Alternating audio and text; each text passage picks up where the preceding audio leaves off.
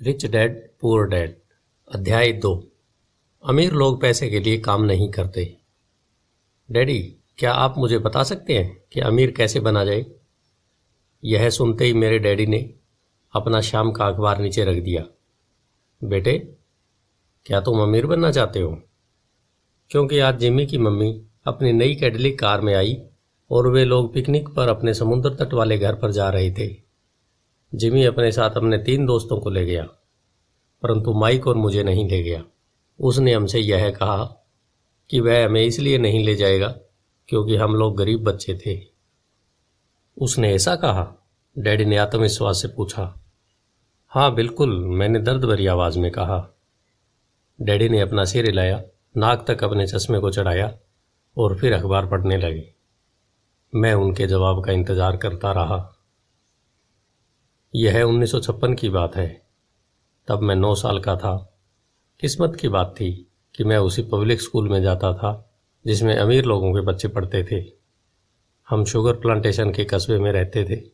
Plantation के manager और कस्बे के बाकी लोग जैसे डॉक्टर, बिजनेसमैन और बैंकर अपने बच्चों को पहली कक्षा से 6ठी कक्षा तक इसी स्कूल में भेजते थे। 6ठी कक्षा के बाद बच्चों को प्राइवेट स्कूल में भेजा जाता था।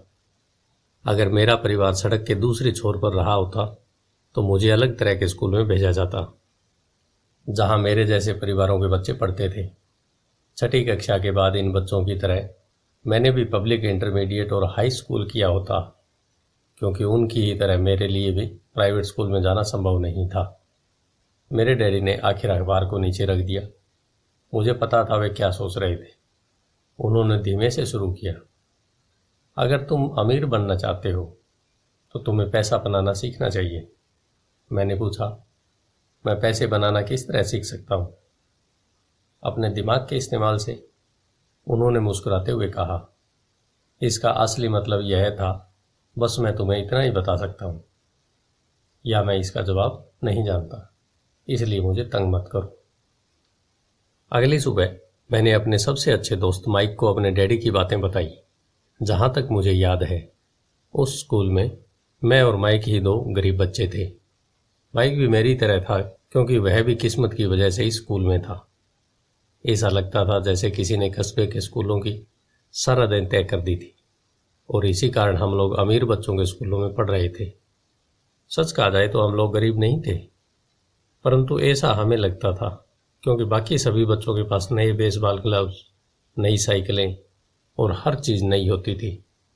मम्मी और डैडी हमें भी सभी ज़रूरतों की चीज़ें दिलवाते थे, जैसे खाना, घर, कपड़े, परंतु इससे ज़्यादा कुछ नहीं। मेरे डैडी कहा करते थे, अगर तुम्हें कोई चीज़ चाहिए तो उसके लिए काम करो। हमें बहुत सी चीज़ें चाहिए थी, परंतु 9 साल के बच्चे के करने के लिए ज़्यादा काम मौजूद नहीं थे। माइक ने पूछा, तो पैसा बनाने के लिए हमें क्या करना चाहिए? मैं नहीं जानता, मैंने कहा, परंतु क्या तुम इस काम में मेरे पार्टनर बनना चाहोगे?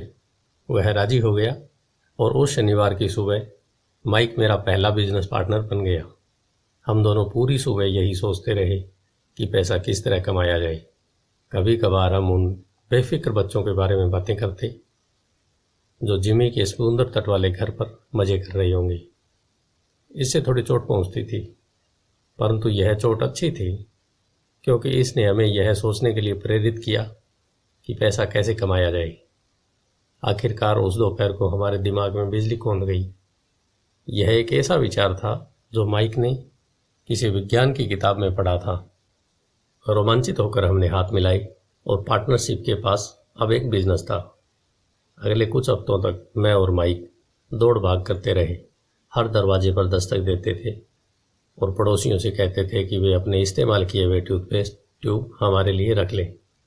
हैरत से हमें देखते हुए ज़्यादातर लोगों ने मुस्कुराकर हमारी बात मान ली। कुछ ने हमसे पूछा कि टूथपेस्ट ट्यूब हमें क्यों चाहिए।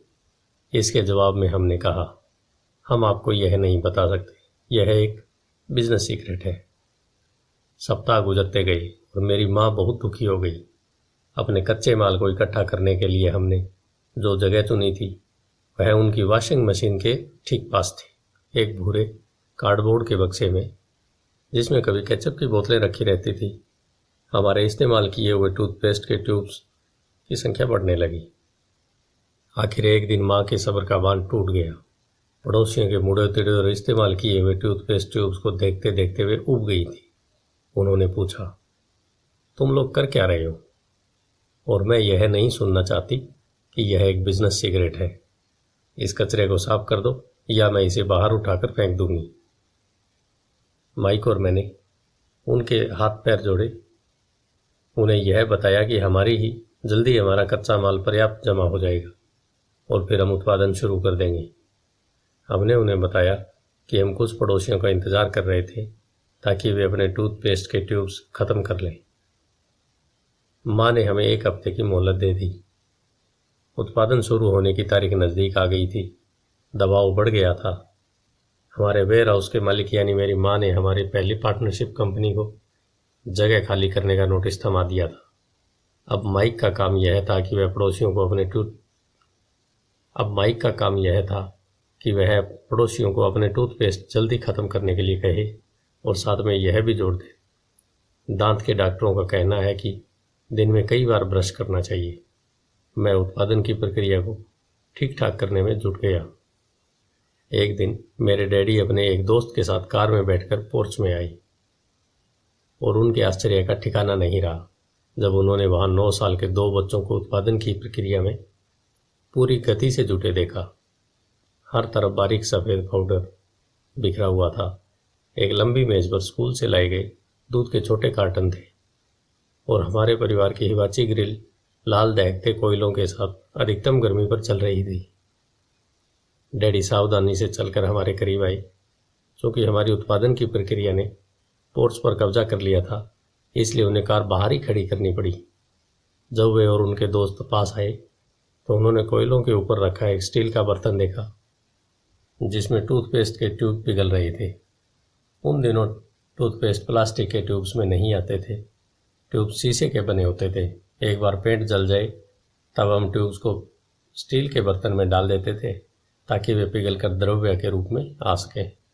इस पिघले हुए शीशे को हम छोटे छेद वाले दूध के कार्टनों में डाल रहे थे। दूध के इन कार्टनरों में प्लास्टिक का पेरिस भरा था। हर तरफ फैला सफ़ेद पाउडर प्लास्टिक ही था जिसमें हमने पानी मिलाया था। जल्दबाजी में मैंने उसके बैग को गिरा दिया था और पूरी ज़मीन ऐसे लग रही थी जैसे वहाँ अभी अभी बर्फ़ का तूफान आया हो। दूध के कार्टन भारी बक्से थे जिनके भीतर प्लास्टर ऑफ पेरिस के सांचे थे। मेरे डैडी और उनके दोस्त हमें देखते रहे और हम पिघले हुए शीशे के प्लास्टर ऑफ पेरिस के क्यूब के ऊपर से छोटे छेद में डालते रहे। संभल कर, मेरे डैडी ने कहा। मैंने बिना सिर ऊपर उठाई हामी भर दी। आखिरकार जब शीशे को डालने का काम खत्म हो गया तो मैंने स्टील के बर्तन को नीचे रख दिया और फिर अपने डैडी की तरफ देखकर मुस्कुराया। उन्होंने हल्की मुस्कान के साथ पूछा, तुम लोग क्या कर रहे हो? हम वही कर रहे हैं जो आपने बताया था। हम अमीर बनने जा रहे हैं, मैंने कहा। हाँ, माइक ने सिर को हिलाते हुए और मुस्कुराते हुए कहा। हम दोनों पार्टनर हैं। डैडी ने पूछा, और इन प्लास्टर के सांचों में क्या है? देखिए, मैंने कहा, इनमें एक बहुत अच्छी चीज़ है। छोटे हथौड़े से मैंने सील को ठोका जिससे बाहरी खोल टूट गया। सावधानी से मैंने ऊपर के आधे प्लास्टर को हटाया और जस्ते का एक सिक्का बाहर गिर गया। हे भगवान, मेरे डैडी ने कहा, तो तुम लोग जस्ते के सिक्के डाल रहे थे? बिल्कुल सही, माइक ने कहा। हम वही कर रहे थे जैसा आपने हमसे कहा था। हम पैसा बना रहे थे। मेरे डैडी के दोस्त जोर से हंसने लगे। मेरे डैडी भी मुस्कुराए और उन्होंने अपना सिर हिलाया। उनके सामने आग और टूथपेस्ट की ट्यूब्स के बक्से के साथ सफ़ेद धूल में लिपटे हुए 2 बच्चे खड़े थे जो इस कान से उस कान तक मुस्कुरा रहे थे। उन्होंने हमसे कहा कि हम सब कुछ छोड़कर उनके साथ चलें और घर के सामने वाली सीढ़ी पर बैठें। मुस्कुराते हुए उन्होंने हमें जालसाजी शब्द का मतलब समझाया। हमारे सपने धराशायी हो गए थे। तो आपका मतलब है कि यह गैरकानूनी है? माइक ने कांपती आवाज़ में पूछा।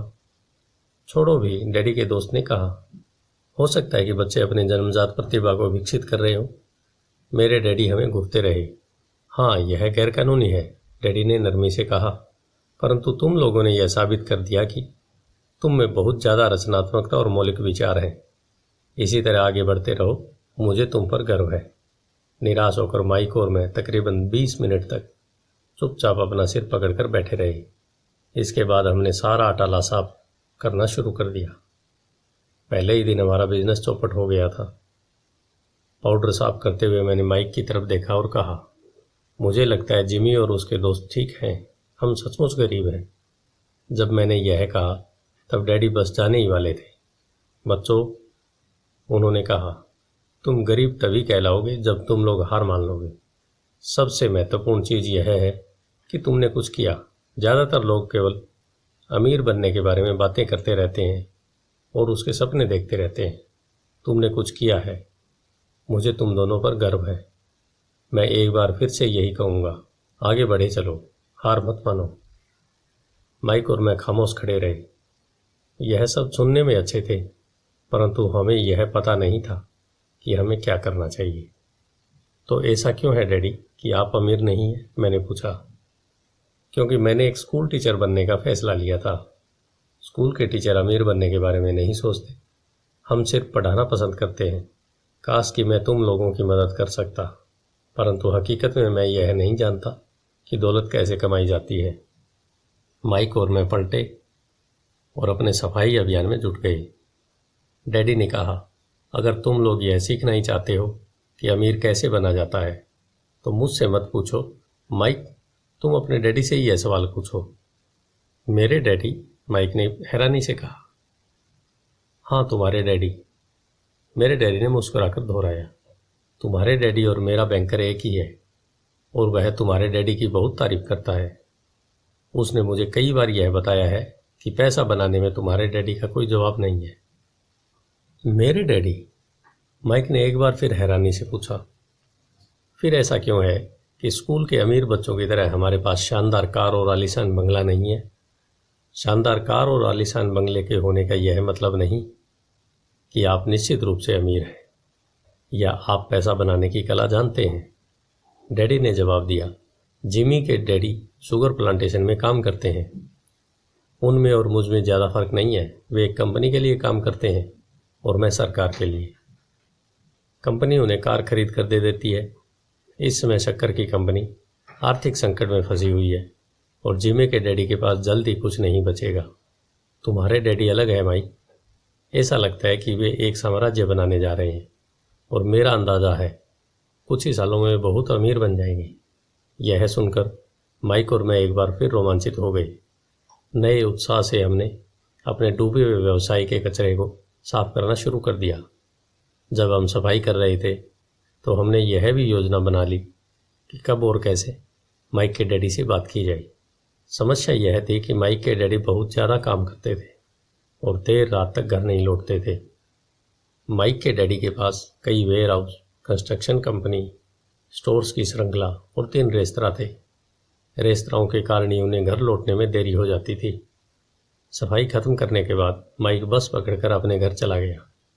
वह अपने डैडी से बात करने वाला था, चाहे वे कितनी देर से घर लौटें, और उनसे पूछने वाला था कि क्या वे हमें अमीर बनने की तरकीब सिखाने के लिए तैयार हैं। माइक ने मुझसे वादा किया कि जैसे ही वह अपने डैडी से बात कर लेगा वह मुझे फ़ोन करेगा, चाहे कितनी ही देर क्यों न हो जाए। फ़ोन रात को 8:30 बजे आया। ओके, अगले शनिवार, मैंने कहा और फ़ोन रख दिया। माइक के डैडी माइक और मुझसे मिलने के लिए तैयार हो गए थे।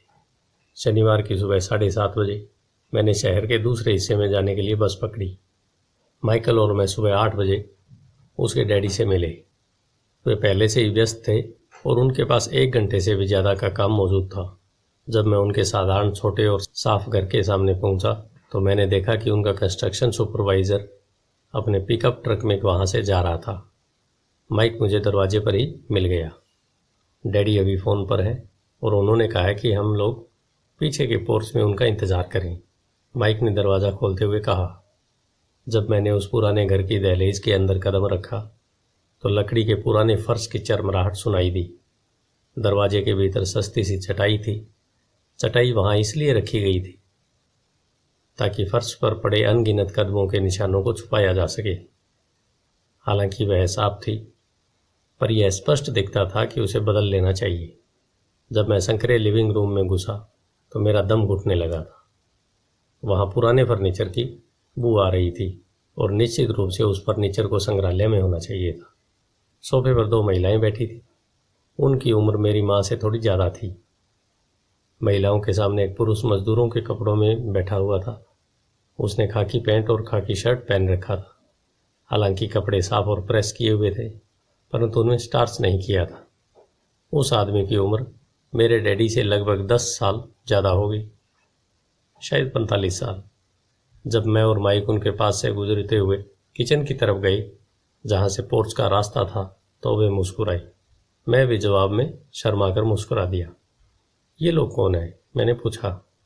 अरे, ये लोग डैडी के लिए काम करते हैं। बूढ़ा व्यक्ति उनके वेयर हाउसों को संभालता है और महिलाएं रेस्तरां की मैनेजर हैं। और तुमने उस कंस्ट्रक्शन सुपरवाइजर को तो देखा ही होगा, जो यहाँ से 50 मील दूर एक सड़क परियोजना पर काम कर रहा है। उनका दूसरा सुपरवाइजर, जो बहुत से घर बना रहा है, वह तुम्हारे आने से पहले ही जा चुका है। क्या ऐसा हमेशा ही होता है? मैंने पूछा। हमेशा तो नहीं, पर अक्सर ऐसा ही होता है, माइक ने कहा और मेरे पास अपनी कुर्सी खींचते हुए मुस्कुराया। मैंने उनसे पूछा था कि क्या वे हमें पैसा बनाना सिखाएंगे। माइक ने मुझे बताया। अच्छा, और उन्होंने इसका क्या जवाब दिया? मैंने सावधानीपूर्वक उत्सुकता से पूछा। पहले तो उनके चेहरे पर हंसी आई, पर फिर कुछ सोचकर उन्होंने कहा कि वे हमारे सामने एक ऑफर रखेंगे। अच्छा, मैंने कहा और अपनी कुर्सी की पीठ दीवार से टिका ली। मैं वहाँ कुर्सी के पिछले 2 पैरों के सहारे टिका बैठा रहा। माइक ने भी ऐसा ही किया। क्या तुम्हें पता है कि वे कौन सा ऑफर देने वाले हैं? मैंने पूछा। नहीं, पर हमें जल्दी इसका पता चल जाएगा। अचानक माइक के डैडी उस पुराने दरवाजे से घुसकर पोर्च में दाखिल हुए। माइक और मैं अपने पैरों पर कूद गए, आदर के कारण नहीं, बल्कि इसलिए कि हम चौंक गए थे। तो बच्चों, तैयार हो? माइक के डैडी ने एक कुर्सी हमारे पास खिसकाते हुए पूछा। हमने अपने सिर हिलाए और अपनी कुर्सियों को दीवार के पास से खींचकर उनके सामने रख लिया। वे एक विशाल शरीर के मालिक थे, लगभग 6 फीट ऊंचे और 200 पाउंड वजनी। मेरे डैडी इससे ऊंचे थे, लगभग इसी वजन के, और माइक के डैडी से 5 साल ज़्यादा बड़े। वे लगभग एक जैसे ही थे, हालांकि दोनों एक ही प्रजाति के नहीं थे। हो सकता है कि उनकी ऊर्जा एक सी हो। माइक का कहना है कि तुम पैसा कमाना सीखना चाहते हो। क्या यह सही है, रॉबर्ट? मैंने तत्काल सहमति में अपना सिर हिलाया, हालांकि मुझे थोड़ा सा डर भी लग रहा था। उनके शब्दों और मुस्कुराहट के पीछे बहुत ताकत थी।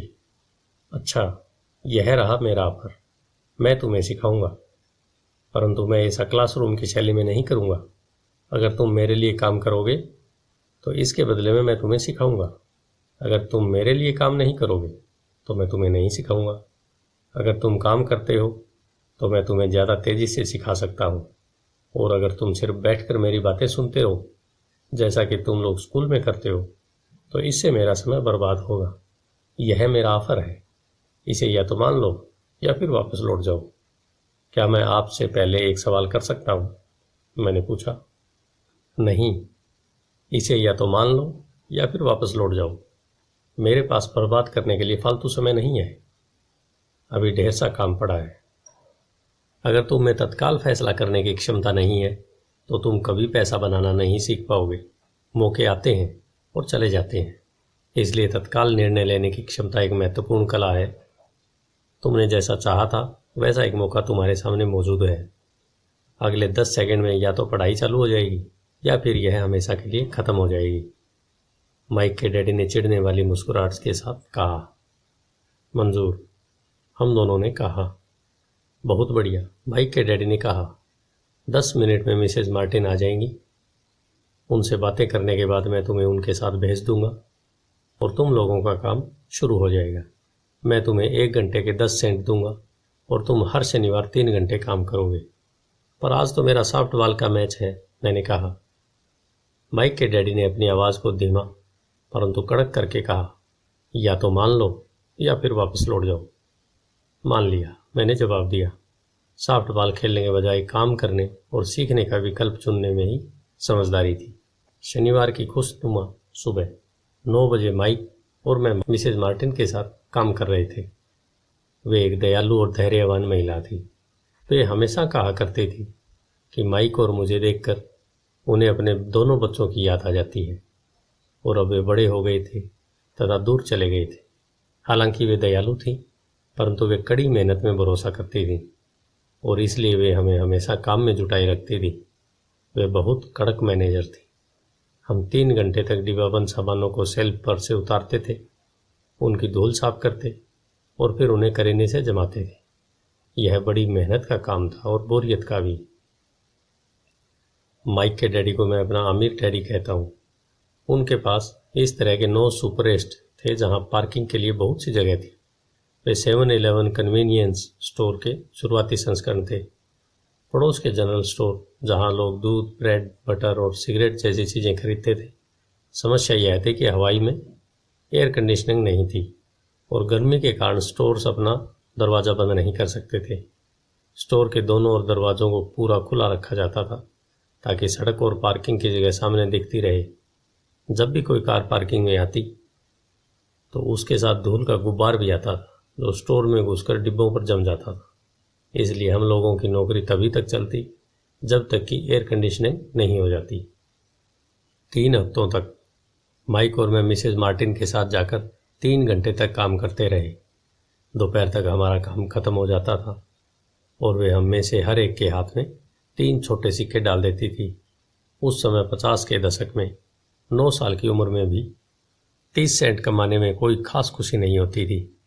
तब कॉमिक्स की कीमत 10 सेंट हुआ करती थी, इसलिए मैं अपनी कमाई को कॉमिक्स पर खर्च कर देता था और घर लौट जाता था। चौथे हफ्ते के बुधवार तक मैंने काम छोड़ने का मन बना लिया था। मैं सिर्फ इसलिए काम करने के लिए तैयार हुआ था क्योंकि मैं माइक के डैडी से पैसा कमाना सीखना चाहता था। चौथे हफ्ते के बुधवार तक मैंने काम छोड़ने का मन बना लिया था। मैं सिर्फ इसलिए काम करने के लिए तैयार हुआ क्योंकि मैं माइक के डैडी के पास पैसा बनाना सीखना चाहता था। इसलिए मैं 10 सेंट प्रति घंटे की गुलामी कर रहा था। और सबसे बड़ी बात तो यह थी, उस पहले शनिवार के बाद से मैंने माइक के डैडी को देखा तक नहीं। मैं काम छोड़ रहा हूँ, मैंने लंच के समय माइक से कहा। स्कूल लंच बड़ा निराशाजनक था। स्कूल भी उबाऊ था और अब तो मेरे पास शनिवार भी नहीं थे, इसलिए मैं इंतज़ार कर सकूं। परंतु 30 सेंट के कारण मुझे बहुत धक्का लगा है। इस बार माइक मुस्कुराया। तुम किस बात पर हंस रहे हो? मैंने गुस्से और कुंठा से पूछा। डैडी ने कहा था कि ऐसा ही होगा। उन्होंने कहा था कि जब तुम काम छोड़ने का फैसला कर लो तब वे तुमसे मिलना चाहेंगे। क्या? मैंने आवेश में पूछा। क्या वे मेरे उकता जाने का इंतजार कर रहे थे? कुछ कुछ, माइक ने कहा। मेरे डैडी जरा अलग किस्म के थे। उनका सिखाने का तरीका तुम्हारे डैडी के पढ़ाने के तरीके से बिल्कुल अलग है। तुम्हारे मम्मी डैडी बहुत बातें करते हैं, दूसरी तरफ मेरे डैडी बहुत कम बोलते हैं।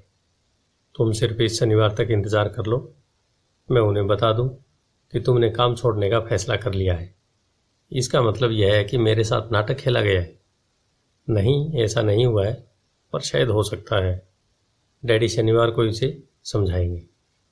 मैं उनका सामना करने के लिए तैयार था, यहाँ तक कि मेरे असली डैडी भी उनसे नाराज़ थे। मेरे असली डैडी, जिन्हें मैं गरीब डैडी कहता हूँ, यह मानते थे कि मेरे अमीर डैडी बाल श्रम कानूनों का उल्लंघन कर रहे थे और इस पूरे मामले की जांच होनी चाहिए। मेरे पढ़े लिखे गरीब डैडी ने मुझसे यह कहा कि मैं अच्छी तनख्वाह मांगूं, कम से कम 25 सेंट प्रति घंटा।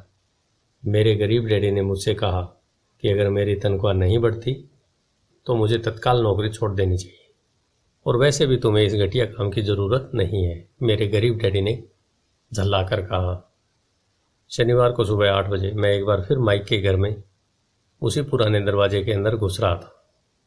कुर्सी पर बैठो और लाइन में इंतज़ार करो, माइक के डैडी ने मेरे घुसते ही कहा। फिर वे अंदर जाकर अपने छोटे से ऑफिस में बैठ गए जो बेडरूम के पास था। मैंने कमरे के चारों तरफ देखा, परंतु मुझे माइक नहीं दिखा। अजीब सा महसूस करते हुए मैं उन्हीं दोनों महिलाओं के बगल में बैठ गया जो मुझे 4 हफ्ते पहले वहीं पर मिली थी। वे मुस्कुराई और सोफे पर थोड़ी सी खिसक गई ताकि मैं भी बैठ सकूं। 45 मिनट गुजर गए थे और मैं उबल रहा था। दोनों महिलाएं उनसे मिलकर तकरीबन 30 मिनट पहले वहां से जा चुकी थी। एक बूढ़ा सा आदमी वहां 20 मिनट तक बैठा और फिर वह भी निकलकर चला गया। घर खाली था और हवाई में खुशनुमा सुबह को मैं सीलन भरे अंधेरे लिविंग रूम में बैठा हुआ था और इस बात का इंतज़ार कर रहा था कि एक लालची और बच्चों का शोषण करने वाला आदमी मुझसे बातें करे। मैं सुन सकता था कि वे फ़ोन पर बातें कर रहे थे, ऑफिस में इधर उधर के काम कर रहे थे और मुझे नज़रअंदाज कर रहे थे। मेरी इच्छा तो हो रही थी कि मैं उस घमंडी आदमी से बिना मिले ही घर लौट जाऊं, पर किसी वजह से रुक गया। आखिर 15 मिनट बाद ठीक 9 बजे अमीर डैडी अपने ऑफिस से बाहर निकले। बिना कुछ कहे उन्होंने हाथ से मुझे इशारा किया कि मैं उनके दड़बेनुमा ऑफिस में आ जाऊं। अमीर डैडी ने ऑफिस की कुर्सी में बैठते हुए कहा, या तो तुम्हारी तनख्वाह बढ़ाई जाए या तुम काम छोड़ रहे हो, है ना? हाँ, समझौते के मुताबिक आप अपनी शर्त पूरी नहीं कर रहे हैं, मैंने लगभग आंसुओं से भीगे स्वर में कहा। 9 साल के बच्चे के लिए एक वयस्क का सामना करना बहुत ज़्यादा डरावना था। आपने कहा था कि अगर मैं आपके लिए काम करूंगा तो आप मुझे पैसा कमाना सिखाएंगे। अपनी तरफ से मैंने आपके लिए काम किया है, मैंने कड़ी मेहनत की है। इस काम के लिए मैंने अपने बेसबॉल गेम की भी कुर्बानी दी है और अब आप अपने वादे से मुकर रहे हैं। आपने मुझे कुछ भी नहीं सिखाया। आप धोखेबाज हैं, जैसा शहर के सभी लोग कहते हैं। आप लालची हैं, आप केवल पैसा कमाना चाहते हैं और अपने कर्मचारियों का बिल्कुल ध्यान नहीं रखते। आपने मुझे इतनी देर तक बाहर बिठाए रखा और मेरी जरा भी इज्जत नहीं की। मैं एक छोटा सा बच्चा हूँ और आपको मेरे साथ इससे बेहतर बर्ताव करना चाहिए था। अमीर डैडी अपनी कुर्सी में पीछे झुक गए। अपने हाथों को ठुड्डी तक लाकर उन्होंने मुझे घूरा। ऐसा लग रहा था जैसे वे मेरा विश्लेषण कर रहे हों।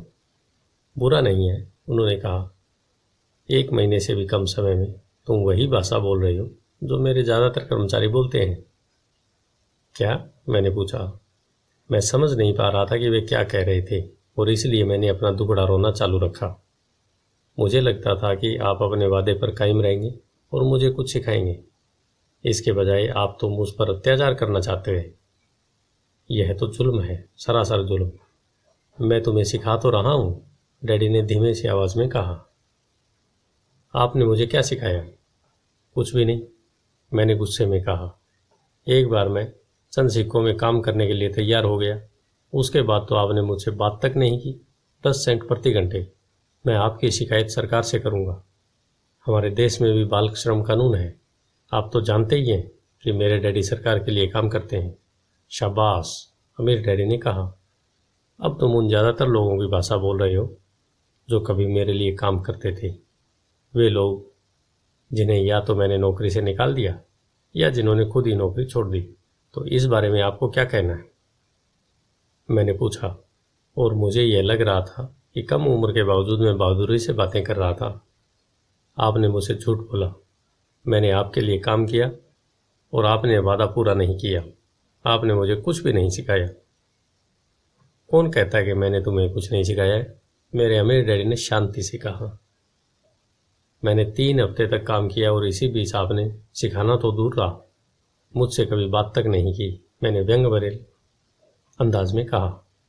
क्या सिखाने का मतलब केवल भाषण या बातचीत ही होता है? अमीर डैडी ने पूछा। और क्या, मैंने जवाब दिया। इस तरह से वे तुम्हें स्कूल में सिखाते हैं? उन्होंने मुस्कुराकर कहा, परंतु जिंदगी तुम्हें इस तरह नहीं सिखाती और मेरा यह मानना है कि जिंदगी सबसे बढ़िया टीचर होती है। ज़्यादातर वक्त जिंदगी आपसे बातें नहीं करती, यह एक तरह से आपको धक्का देती है। हर धक्के के जरिए जिंदगी आपसे कहती है, जाग जाओ, मैं तुम्हें कुछ सिखाना चाहती हूँ। यह आदमी किसी बेसिर पैर की बातें कर रहा था। मैंने अपने आप से पूछा, जिंदगी अगर मुझे धक्का देती है तो इसका मतलब है कि जिंदगी मुझसे बातें करती है। अब मैं जान चुका था कि मुझे यह काम तत्काल छोड़ देना चाहिए। मैं किसी ऐसे आदमी से बातें कर रहा था जो पागल था और जिसे ताले में बंद रखने की ज़रूरत थी। अगर तुम जिंदगी के सबक सीखते हो तो इससे तुम्हें बहुत फ़ायदा होगा। अगर तुम ऐसा नहीं करते हो तो ज़िंदगी तुम्हें लगातार धक्के देती रहेगी। लोग 2 चीज़ें करते हैं। कुछ लोग ज़िंदगी के धक्के को सहन करते चले जाते हैं, बाकी लोग गुस्सा हो जाते हैं और ज़िंदगी को धक्का दे देते हैं। परंतु वे धक्के देते हैं अपने बॉस को, अपने काम को, अपनी पत्नी या पति को। वे यह नहीं जानते कि ज़िंदगी उन्हें धक्का दे रही है। मैं नहीं जानता था कि वे किस बारे में बात कर रहे थे। जिंदगी हम सबको धक्के मारती है। कुछ लोग हार मान लेते हैं, बाकी के लोग लड़ते हैं, कुछ लोग सबक सीख लेते हैं और आगे बढ़ जाते हैं। वे जिंदगी के धक्कों का स्वागत करते हैं। इन गिने चुने लोगों के लिए इसका मतलब यह होता है कि उन्हें कुछ नया सीखना चाहिए। वे सीखते हैं और आगे बढ़ जाते हैं। ज़्यादातर लोग छोड़ देते हैं और कुछ लोग तुम्हारी तरह लड़ते भी हैं। अमीर डैडी खड़े हो गए और उन्होंने टूटी फूटी खिड़की को बंद कर लिया। अगर तुम यह सबक सीख लेते हो तो तुम एक समझदार, अमीर और सुखी युवक बन सकते हो। अगर तुम यह नहीं सीखते तो तुम जिंदगी भर अपनी समस्याओं के लिए अपनी नौकरी, कम तनख्वाह या अपने बॉस को कोसते रहोगे।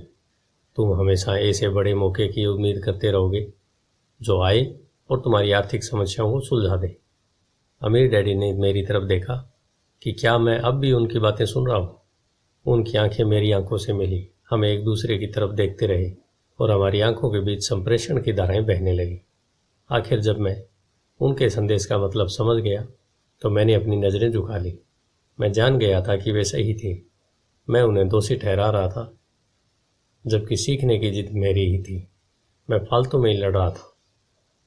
अमीर डैडी ने कहा, अगर आप इस तरह के आदमी हैं जिसमें हिम्मत नहीं है तो आप जिंदगी के हर थपेड़े के सामने हार मान जाते हैं। अगर आप इस किस्म के आदमी हैं तो आप जिंदगी भर सुरक्षित खेल खेलते रहेंगे, सही चीज़ें करते रहेंगे और किसी ऐसे वक्त का इंतज़ार करते रहेंगे जो आने वाला नहीं है, और फिर आप एक बोरिंग बुड्ढे की तरह मर जाएंगे। आपके बहुत से दोस्त होंगे जो आपकी सिर्फ इसलिए तारीफ करेंगे क्योंकि आप एक मेहनती और भले आदमी थे। आपने अपनी ज़िंदगी सुरक्षित खेल खेलने और सही चीज़ें करने में गुजार दी। परंतु सच बात तो यह है कि आपने ज़िंदगी के थपेड़ों के सामने घुटने टेक दी। आप खतरा मोल लेने की कल्पना तक से डरते थे। हकीकत में तो आप जीतना चाहते थे, परंतु आपके लिए हारने का डर जीतने के रोमांच से ज़्यादा ताकतवर साबित हुआ। अंदर से आप और केवल आप जान पाएंगे कि आपने कभी जीतने की कोशिश नहीं की। आपने सुरक्षित खेल खेलने के विकल्प चुना। हमारी नज़रें एक बार फिर मिली। 10 सेकंड तक हम एक दूसरे की तरफ देखते रहे और एक बार फिर मैंने तभी नज़रें हटाई जब मैं उनकी बात समझ गया।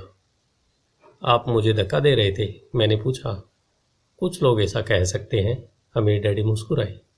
मैं तो यही कहूँगा कि मैं तुम्हें ज़िंदगी का स्वाद चखा रहा था।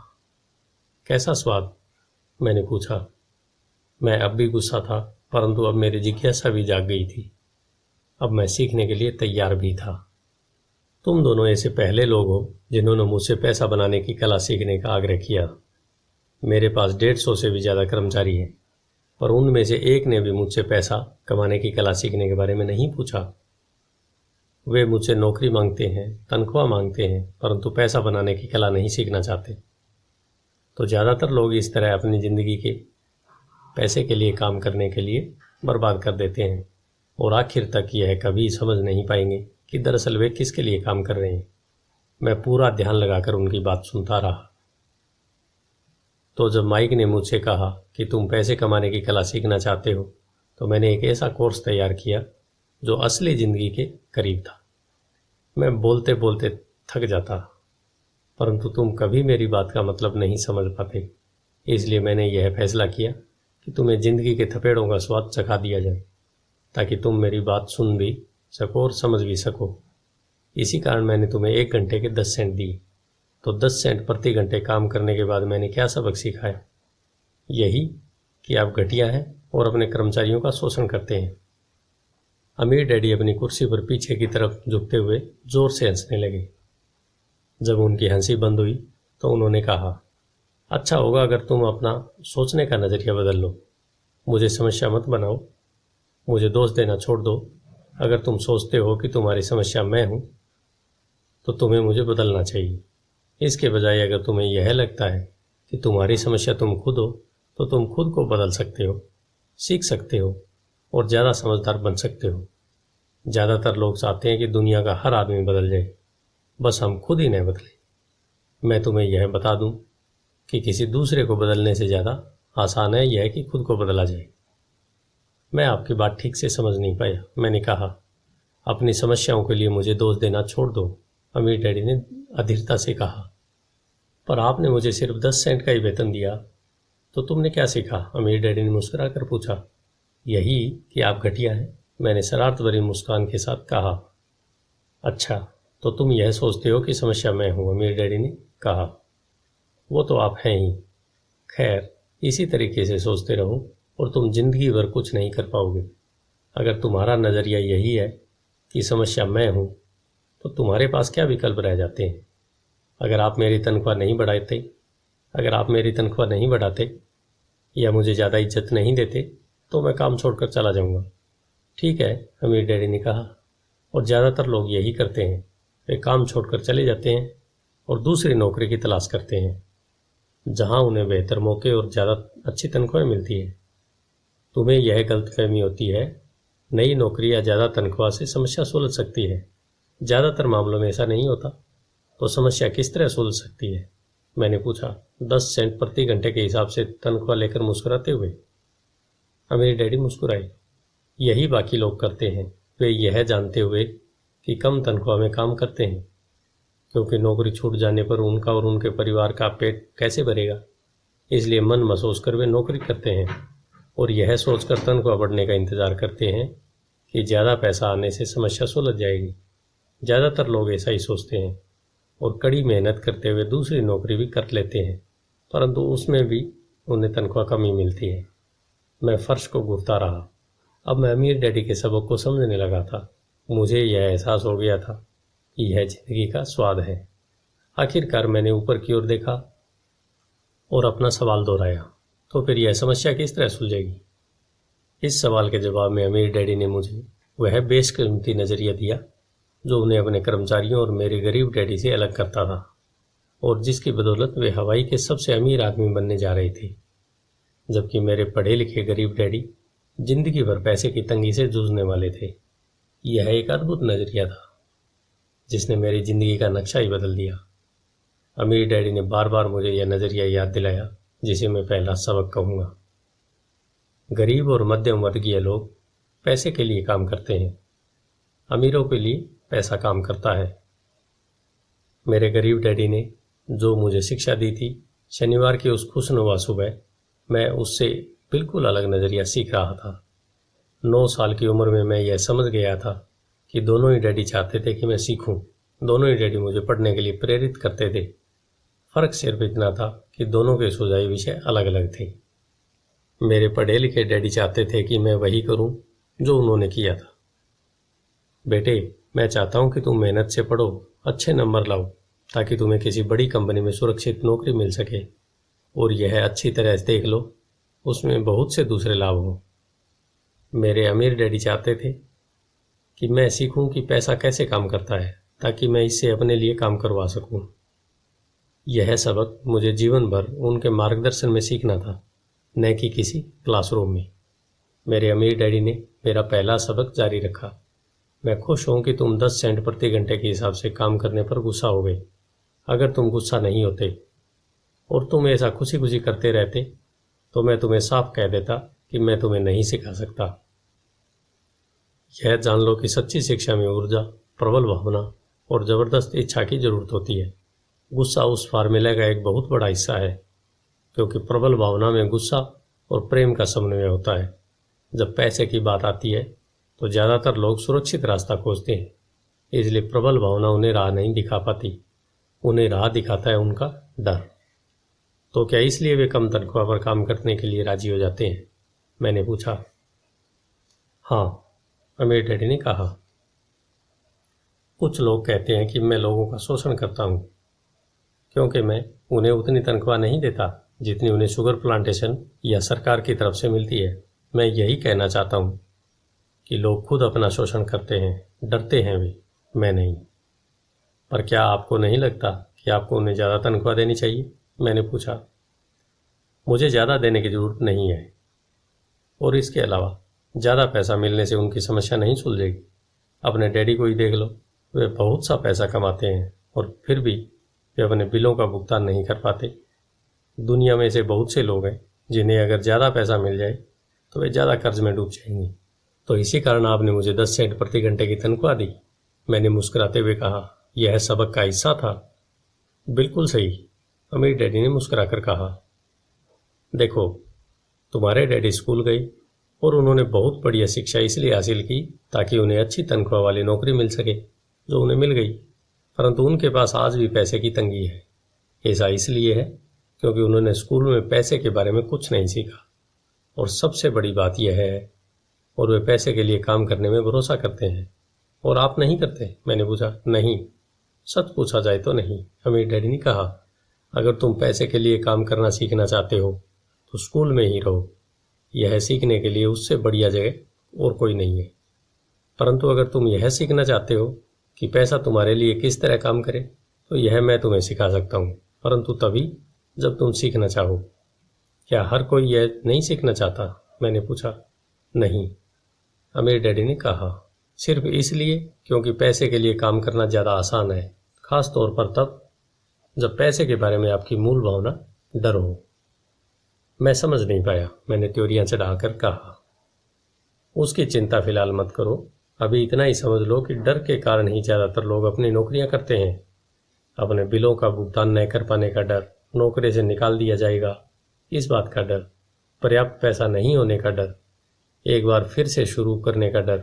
यह किसी व्यवसाय को सीखने और पैसे के लिए काम करने की कीमत है। ज़्यादातर लोग पैसे के गुलाम बन जाते हैं और फिर वे अपने बॉस पर अपनी भड़ास निकालते हैं। तो आपकी नज़र में पैसे से अपने लिए काम करवाना एक बिल्कुल अलग विषय है? मैंने पूछा। बिल्कुल, अमीर डैडी ने जवाब दिया। बिल्कुल। शनिवार की उस खुशनुमा सुबह हवाई में हम लोग चुपचाप बैठे रहे। मेरे दोस्त उस समय लिटिल लीग बेसबॉल गेम शुरू कर ही रहे होंगे, पर किसी वजह से मैं खुश था कि मैंने 10 सेंट प्रति घंटे के हिसाब से काम करने का फैसला किया था। मुझे लगा कि मैं कुछ ऐसा सीखने जा रहा था जो मेरे दोस्त स्कूल में नहीं सीख पाएंगे। सीखने के लिए तैयार हो?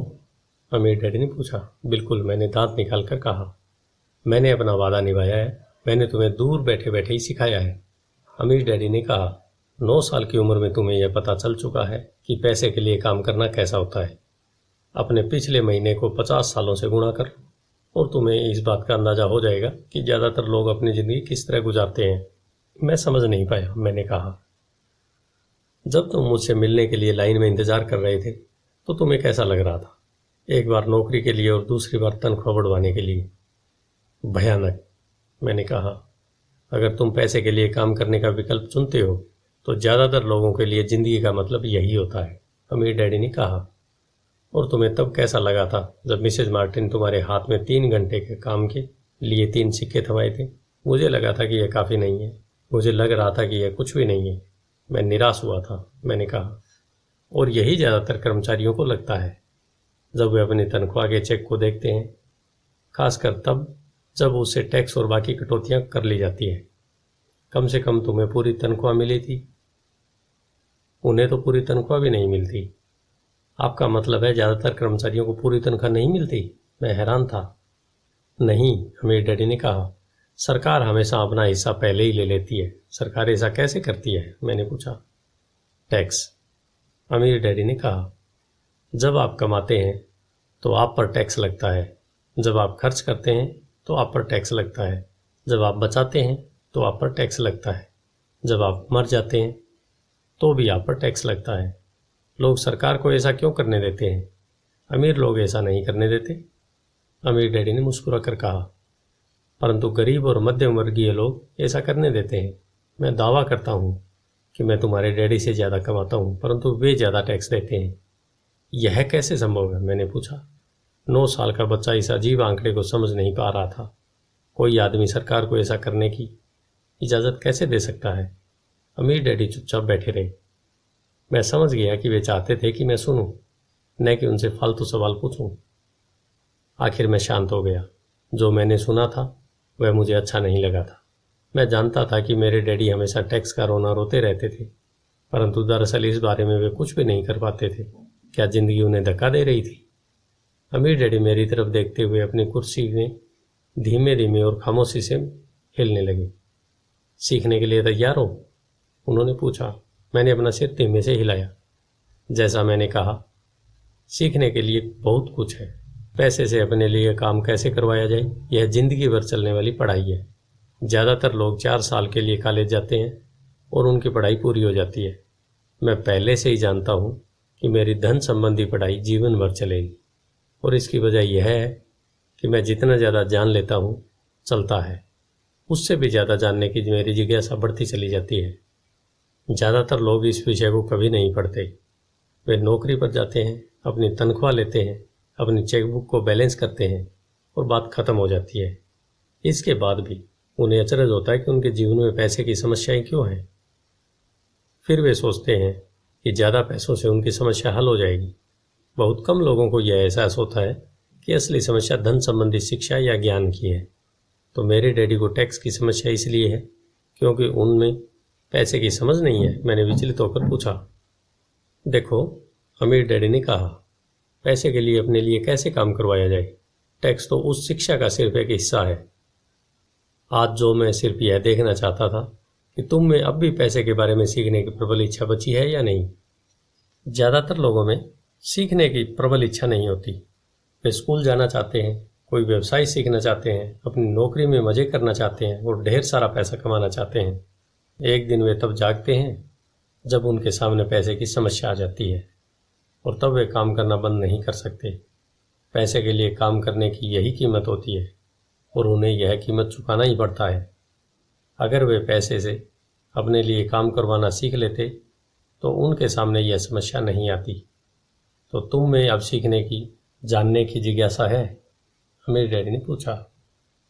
अच्छा, अमीर डैडी ने कहा, अब काम पर वापस जाओ और इस बार मैं तुम्हें बिल्कुल तनख्वाह नहीं दूंगा। मैंने हैरानी से पूछा, तुमने सही सुना, तनख्वाह बंद? तुम हर शनिवार 3 घंटे उसी तरह काम करोगे, परंतु इस बार तुम्हें 10 सेंट प्रति घंटे के हिसाब से तनख्वाह नहीं मिलेगी। तुम्हें तो कहा है कि तुम पैसे के लिए काम करना नहीं सीखना चाहते, इसलिए मैं तुम्हें बदले में कुछ भी नहीं दूंगा। मैंने माइक से पहले ही बात कर ली है, वह पहले से ही काम पर है। मुफ्त में डिब्बों की सफाई कर रहा है और उन्हें करीने से जमा रहा है। अब तुम भी जल्दी से जाकर काम में जुट जाओ। यह ठीक नहीं है, मैं चिल्लाया। आपको कुछ न कुछ तनख्वाह तो देनी चाहिए। तुमने कहा था कि तुम सीखना चाहते हो। अगर तुम इस बात को अभी नहीं सीख पाओगे तो तुम भी उन्हीं 2 महिलाओं और बूढ़े आदमी की तरह बन जाओगे जो मेरे लिविंग रूम में बैठे थे। ये लोग पैसे के लिए काम करते हैं और डरते हैं कि उन्हें मैं नौकरी से निकालने दूं। या तुम अपने डैडी की तरह बन जाओगे जो पैसा तो बहुत कमाते हैं परंतु गले तक कर्ज में डूबे रहते हैं। शायद उन्हें यह उम्मीद रहती है ज़्यादा पैसे से उनकी समस्याएं सुलझ जाएंगी। अगर तुम यही चाहते हो तो मैं एक बार फिर 10 सेंट के अपने पुराने वादे पर लौटने को तैयार हूँ। या तुम वह कर सकते हो जो ज़्यादातर लोग करते हैं, इस बारे में शिकायत करो कि तनख्वाह बहुत कम है और तुम यह नौकरी छोड़कर दूसरी नौकरी तलाश शुरू कर दो। मेरी समझ में नहीं आ रहा था कि मैं क्या करूँ। मैंने पूछा। अमीर डैडी ने अपने सिर पर उंगली रखी। इसका इस्तेमाल करो। उन्होंने कहा, अगर तुम इसका सही इस्तेमाल करोगे तो तुम मुझे जल्दी इस बात के लिए धन्यवाद दोगे कि मैंने तुम्हें मौका दिया, और एक दिन तुम बहुत अमीर आदमी बन जाओगे। मैं वहाँ यह सोचते हुए खड़ा था कि मुझे कितना घटिया विकल्प दिया गया है। मैं यहाँ अपनी तनख्वाह बढ़वाने आया था और अब मुझे मुफ्त में काम करने के लिए कहा जा रहा है। अमीर डैडी ने एक बार फिर अपनी उंगली को सिर पर रखा और कहा, इसका इस्तेमाल करो। अब यहाँ से जाओ और अपने काम में जुट जाओ। सबक 1, अमीर लोग पैसे के लिए काम नहीं करते। मैंने अपने गरीब डैडी को यह नहीं बताया कि अब मैं मुफ्त में काम कर रहा हूँ। उन्हें यह समझ में नहीं आता। मैं उन्हें इसकी वजह ठीक से इसलिए नहीं समझा सकता था क्योंकि मैं खुद भी इसे ठीक से नहीं समझ पाया था। अगले 3 हफ्ते माइक और मैं 3 घंटे तक हर शनिवार को काम करते रहे, मुफ्त में। काम बहुत परेशानी वाला नहीं था और वक्त गुजरने के साथ साथ यह ज़्यादा आसान होता जा रहा था। मुझे अफसोस था तो अपने छूटे हुए बेसबॉल गेम्स और कॉमिक्स का। अब मैं उनका मज़ा नहीं ले सकता था। तीसरे हफ्ते दोपहर में अमीर डैडी आए। हमने उनके ट्रक के पार्किंग में आने की आवाज़ सुनी। वे स्टोर में घुसे और उन्होंने मिसेज मार्टिन को गले लगाकर अभिवादन किया। स्टोर में क्या चल रहा है यह जानने के बाद वे आइसक्रीम फ्रीजर के पास गए, उसमें से 2 आइसक्रीम निकाली, उनका दाम चुकाया और इसके बाद मेरी और माइक की तरफ इशारा करके कहा, चलो घूमने चलते हैं। हम सड़क के पार गए, कुछ कारों को चकमा दिया और एक बड़े घास के मैदान में टहलने लगे जहाँ कुछ वयस्क सॉफ्ट बॉल खेल रहे थे। दूर की पिकनिक टेबल पर बैठकर उन्होंने माइक और मुझे आइसक्रीम दी। कैसा चल रहा है? बढ़िया, माइक ने कहा। मैंने सहमति में सिर हिलाया। कुछ और सीखा? अमीर डैडी ने पूछा। माइक और मैंने एक दूसरे की तरफ देखा, अपने कंधे उचकाए और अपने सिर को नहीं में एक सा हिलाया। अच्छा यह होगा कि तुम बचपन से ही यह सोचना चालू कर दो। तुम अगर जिंदगी के सबसे बड़े सबक को देख रहे हो, अगर तुम इस सबक को सीख लेते हो तो तुम बहुत ज़्यादा आज़ादी और सुरक्षा भरी जिंदगी का सुख ले सकते हो। अगर तुम यह सबक नहीं सीख पाते हो तो तुम भी मिसेज मार्टिन और इस पार्क में खेल रहे ज़्यादातर लोगों की तरह बन जाओगे। वे बहुत ज़्यादा मेहनत करते हैं, परंतु उनके बदले में उन्हें बहुत कम पैसे मिलते हैं। वे नौकरी की सुरक्षा के मोह में फंसे रहते हैं। हर साल मिलने वाली 3 हफ्ते की छुट्टियां और 45 साल तक काम करते रहने के बाद मिलने वाली थोड़ी सी पेंशन का सपना देखते रहते हैं। अगर इस तरह की ज़िंदगी जीने में तुम्हें सुख मिलता है तो मैं तुम्हारी तनख्वाह बढ़ाकर 25 सेंट प्रति घंटे कर सकता हूँ। परंतु ये लोग अच्छे लोग हैं और मेहनती भी हैं, फिर आप उनका मजाक क्यों उड़ा रहे हैं? मैंने पूछा। अमीर डैडी के चेहरे पर मुस्कान आ गई। मिसेज मार्टिन मेरे लिए माँ जैसी है। मैं इतना कठोर नहीं हो सकता कि उनका मजाक उड़ाऊं। यह कठोर लगता जरूर है क्योंकि मैं तुम दोनों के सामने स्थिति स्पष्ट करना चाहता हूँ, और वह भी आसान शब्दों में। मैं तुम्हारे नज़रियों को बड़ा करना चाहता हूँ ताकि तुम कुछ आगे भी देख सको, दूर तक देख सको। ज़्यादातर लोगों को आगे देखने का फ़ायदा कई बार सिर्फ इसलिए नहीं मिल पाता क्योंकि उनके देखने का दायरा बहुत छोटा होता है। ज़्यादातर लोग जिस जाल में फंसे हुए हैं वे उसे देख ही नहीं पाते। माइक और मैं वहाँ पर सोचते हुए बैठे रहे क्योंकि हम उनकी बातों का मतलब पूरी तरह से समझ नहीं सके थे। उनकी बातें सुनने में कठोर और कड़वी लग रही थी, परंतु हम यह भी जानते थे वे हमें कुछ सिखाने की काफ़ी कोशिश कर रहे थे। मुस्कुराहट के साथ अमीर डैडी ने कहा, क्या 25 सेंट प्रति घंटे ऑफर अच्छा नहीं लगा? क्या इससे दिल की धड़कन तेज नहीं हुई? मैंने अपना सिर नहीं में हिलाया, जबकि असल में ऐसा ही हुआ था। 1 घंटे काम के बदले 25 सेंट मेरे हिसाब से बहुत बढ़िया सौदा था। अच्छा, मैं तुम्हें 1 घंटे के $1 दूंगा, अमीर डैडी ने शरारत भरी मुस्कुराहट के साथ कहा। अब मेरा दिल तूफान मेल की तरह दौड़ रहा था। मेरा दिमाग चीख चीख कर कह रहा था, इनकी बात मान लो, मान लो। मुझे अपने कानों पर भरोसा नहीं हो रहा था, परंतु फिर भी मैं चुप था। अच्छा, $2 प्रति घंटे? मुझे ऐसा लगा जैसे मेरे छोटे से 9 साल पुराने दिमाग में किसी ने बम फोड़ दिया हो। 1956 में $2 प्रति घंटे की कमाई मुझे दुनिया का सबसे अमीर बच्चा बना देती। मैं इतना सारा पैसा कमाने की कल्पना भी नहीं कर सकता था। मैं हाँ कहना चाहता था। मैं सौदा पक्का करना चाहता था। मुझे नई साइकिल दिख रही थी, नए बेसबॉल के क्लब दिख रहे थे। मेरे पास कड़क नोट देखकर मेरे दोस्तों की जलन और तारीफ भी मुझे साफ दिख रही थी। सबसे बड़ी बात तो यह थी कि जिमी और उसके दोस्त मुझे फिर कभी गरीब नहीं कह सकते थे, परंतु किसी वजह से मैं खामोश खड़ा रहा। हो सकता है कि मेरे दिमाग में गर्मी बढ़ जाने के कारण फ्यूज उड़ गया हो, परंतु मन ही मन $2 प्रति घंटे का ऑफर मानने के लिए बेताब था। आइसक्रीम पिघल चुकी थी और मेरे हाथ पर बह रही थी। आइसक्रीम की डंडी खाली थी जिसके नीचे वनीला और चॉकलेट के टुकड़े थे जिनके मजे चिंटियां ले रही थी। अमीर डैडी हम दोनों बच्चों को देख रहे थे जो आंखें फाड़कर और खाली दिमाग से उन्हें घूर रहे थे। उन्हें मालूम था कि वे हमारी परीक्षा ले रही है, और वे यह भी जानते थे कि हमारे दिल का एक कोना उस ऑफर को मानने के लिए बेताब हो रहा था। वे जानते थे कि हर व्यक्ति की आत्मा का एक हिस्सा कमज़ोर और ज़रूरतमंद होता है जिसे खरीदा जा सकता है, और वे यह भी जानते थे कि हर व्यक्ति की आत्मा का एक हिस्सा मजबूत दृढ़ निश्चयी होता है जिसे कभी नहीं खरीदा जा सकता। असली सवाल यह था कि इनमें से कौन सा हिस्सा ज़्यादा ताकतवर है। उन्होंने अपनी ज़िंदगी में हज़ारों लोगों की परीक्षा ली थी। जब वे नौकरी मांगने के लिए आए लोगों का इंटरव्यू लेते थे तो वे हर बार आत्माओं की परीक्षा लेते थे। अच्छा, $5 प्रति घंटे? अचानक मेरे अंदर शांति छा गई। कुछ था जो बदल गया था। ऑफर बहुत ही बड़ा था और मूर्खतापूर्ण लग रहा था। 1956 में गिने चुने वयस्कों को $5 प्रति घंटे से ज़्यादा मिलता होगा।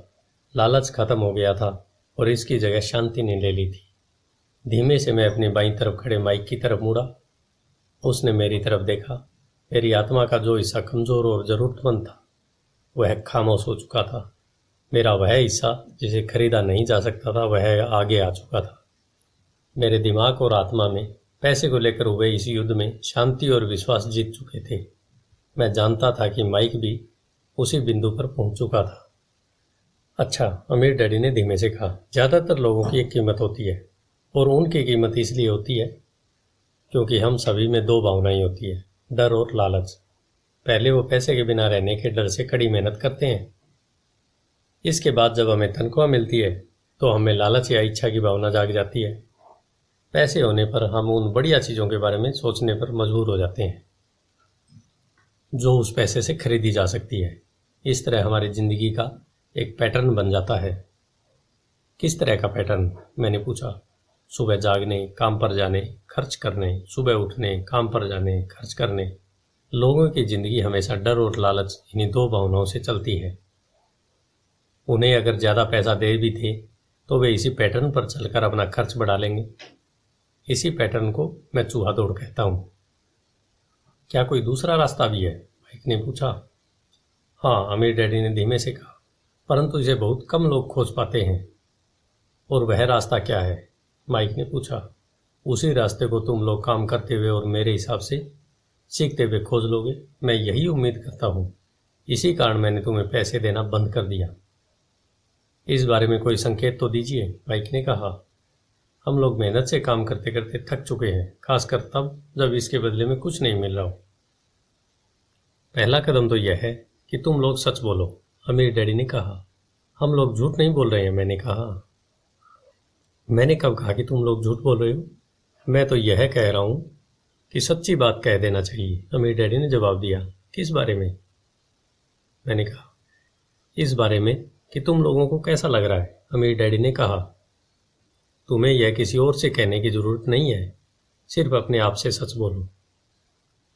आपके कहने का मतलब यह है कि इस पार्क में मौजूद लोग, आपके लिए काम करने वाले लोग, ये सब लोग ऐसा नहीं करते। मुझे ऐसा ही लगता है, अमीर डैडी ने कहा। इसके बजाय उन्हें हमेशा पैसा नहीं होने का डर सताता रहता है। उस डर का सामना करने के बजाय, सोचने के बजाय लोग सिर्फ प्रतिक्रिया करते हैं।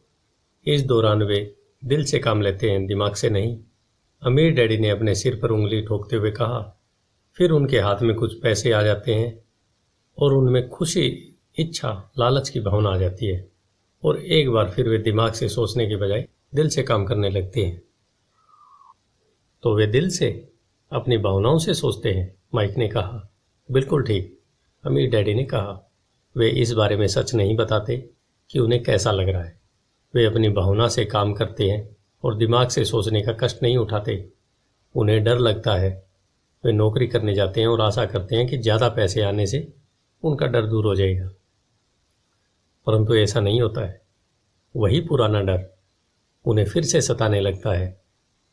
वे फिर से नौकरी करने जाते हैं और फिर आशा करते हैं कि पैसा उनके डर को कम कर देगा, परंतु ऐसा नहीं होता। डर के ही कारण वे नौकरी के जाल में फंसे रहते हैं। पैसा कमाते हैं, काम करते हैं, पैसा कमाते हैं और आशा करते हैं कि डर से उनका पीछा छूट जाएगा, परंतु हर रोज़ जब वे उठते हैं तो उनका पुराना डर भी उनके साथ उठता है।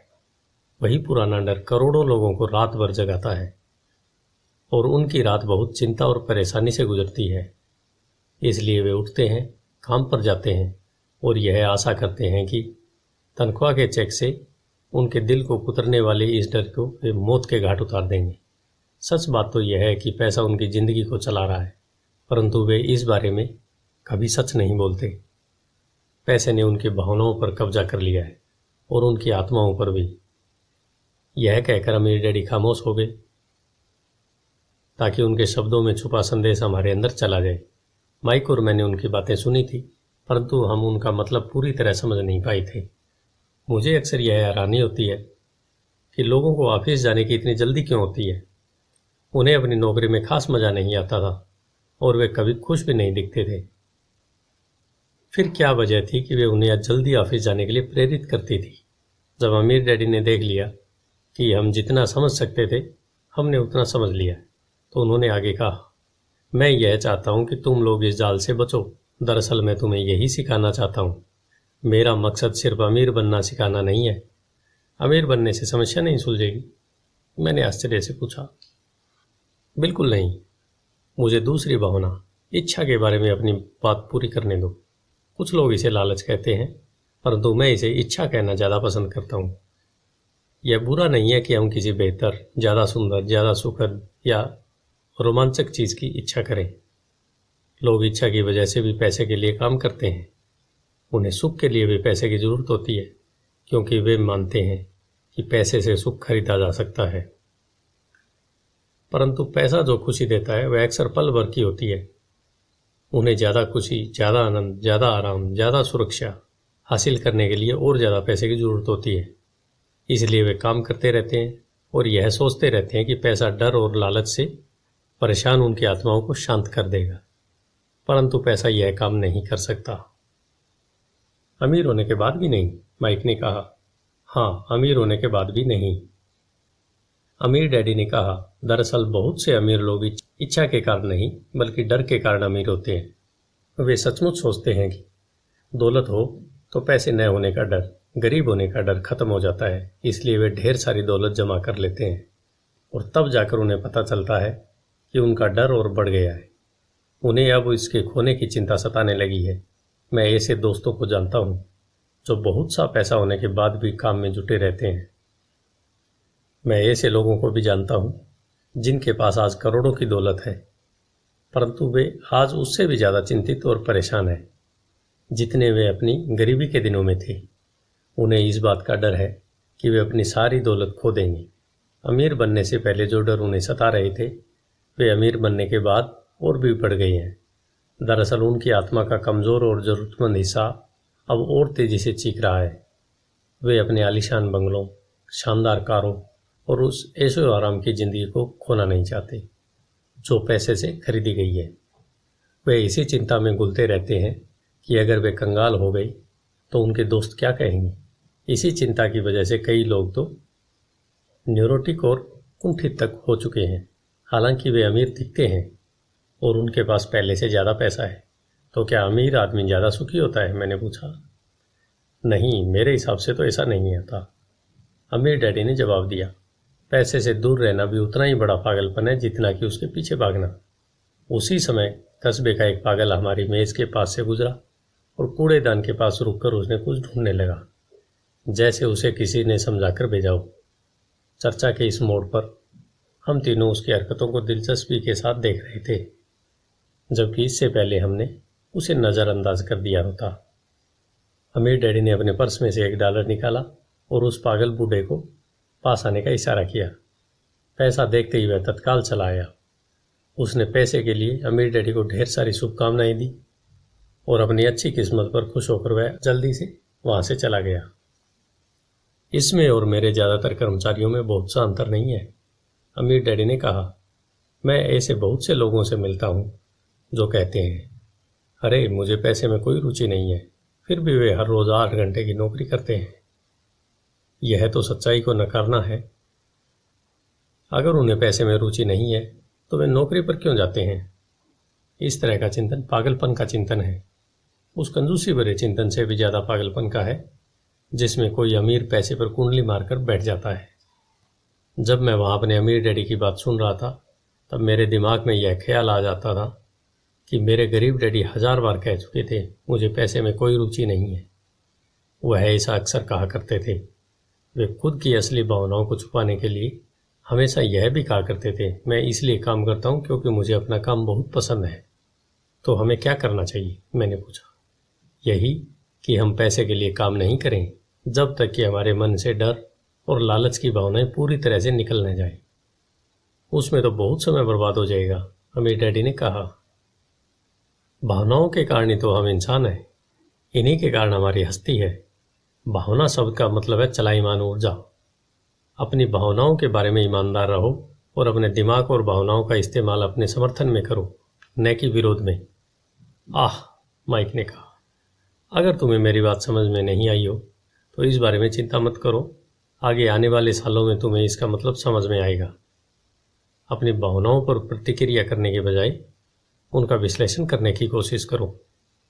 ज़्यादातर लोग यह नहीं जानते कि वे अपने दिमाग से सोचने की बजाय अपने दिल की भावनाओं से सोचते हैं। आपकी भावनाएं तो आपकी रहेंगी ही, परंतु आपको अपने दिमाग से सोचना भी आना चाहिए, क्योंकि दिमाग को सोचने के लिए ही बनाया गया है। क्या आप मुझे इसका कोई उदाहरण दे सकते हैं? मैंने पूछा। नहीं। क्यों नहीं? अमीर डैडी ने जवाब दिया। जब कोई आदमी कहता है मुझे नौकरी खोजने की ज़रूरत है, तो इस बात की बहुत संभावना है कि उसकी भावनाएं फैसला कर रही है। इस विचार का असली कारण है पैसा न होने का डर। परंतु अपनी ज़िंदगी चलाने के लिए लोगों को पैसे की ज़रूरत तो पड़ती ही है। मैंने कहा। बिल्कुल पड़ती है। अमीर डैडी मुस्कुराई। मैं सिर्फ यह कह रहा हूँ कि उनके डर के कारण उनके मन में यह विचार आता है। मैं समझ नहीं पाया। माइक ने कहा। अमीर डैडी ने कहा, अगर आपके मन में पैसे की कमी का डर जाग जाए तो तत्काल नौकरी ढूंढने के लिए दौड़ मत लगाइए, ताकि कुछ पैसों के सहारे उस डर को मार दिया जाए। इसके बजाय आप खुद से यह सवाल पूछिए, क्या लंबे समय में इस डर का सबसे बढ़िया इलाज नौकरी है? मेरे ख्याल से इसका जवाब नहीं होता है, खासकर जब आप किसी आदमी की पूरी जिंदगी को देखते हैं। नौकरी दीर्घकालीन समस्या का अल्पकालीन समाधान है। परंतु मेरे डैडी हमेशा कहा करते हैं, स्कूल में पढ़ो, अच्छे नंबर लाओ, ताकि तुम्हें एक सुरक्षित और अच्छी नौकरी मिल सके। मैंने हड़बड़ी में बोल दिया। हाँ, मैं समझ सकता हूँ कि वे ऐसा क्यों कहते हैं।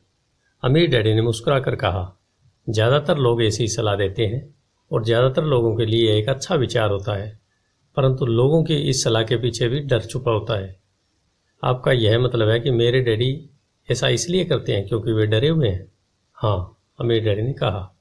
वे घबराए हुए हैं कि शायद तुम पैसा नहीं कमा पाओगे और समाज में फिट नहीं हो पाओगे। मुझे गलत मत समझना, वे तुम्हें प्यार करते हैं और तुम्हारा भला चाहते हैं, और मैं सोचता हूँ कि उनके डर सही भी हैं।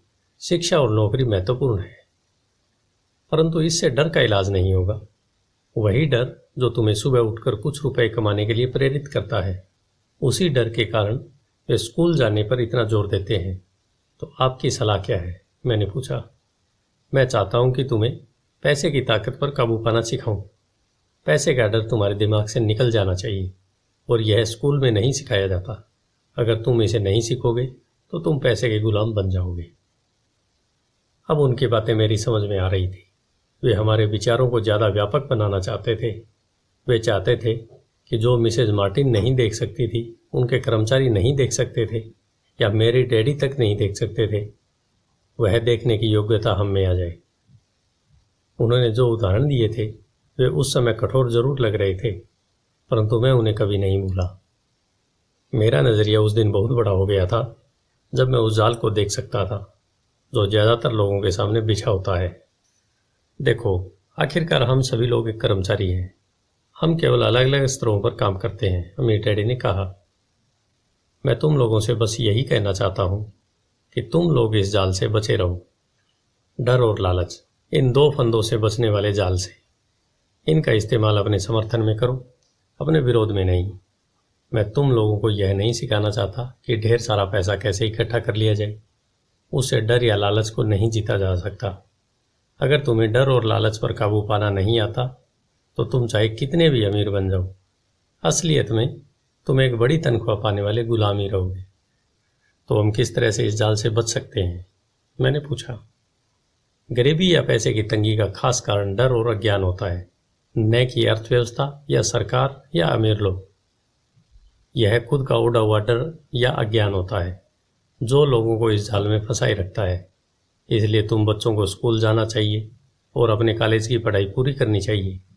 मैं तुम लोगों को यह जरूर सिखाऊंगा इस जाल से कैसे बचा जा सकता है। पहले के टुकड़े अब सामने आ चुके थे। मेरे पढ़े लिखे डैडी के पास बड़ी डिग्रियां थी और एक बढ़िया करियर था, परंतु स्कूल में उन्हें यह कभी नहीं सिखाया कि धन या आपके डर को किस तरह काबू में रखा जा सकता है। अब मैं समझ चुका था कि मैं अपने दो डैडियों से अलग अलग परंतु महत्वपूर्ण बातें सीख सकता हूँ। तो आप पैसे न होने के डर के बारे में बात कर रहे थे। पैसे की इच्छा किस तरह हमारे सोच पर असर डालती है? माइक ने पूछा। तुम्हें तब कैसे महसूस हुआ जब मैंने तुम्हारी तनख्वाह बढ़ाने का लालच दिया था? क्या तुमने यह देखा था कि तुम्हारी इच्छाएं किस तरह बढ़ रही थी? हमने अपने सिर हामी में हिलाए, पर तुमने अपनी भावनाओं के सामने हार नहीं मानी, और इस कारण तुम लोगों ने जल्दबाजी में काम नहीं लिया। इससे तुम्हें सोचने का वक्त मिल गया यह सबसे महत्वपूर्ण है। हमें हमेशा डर और लालच की भावनाएं होती है।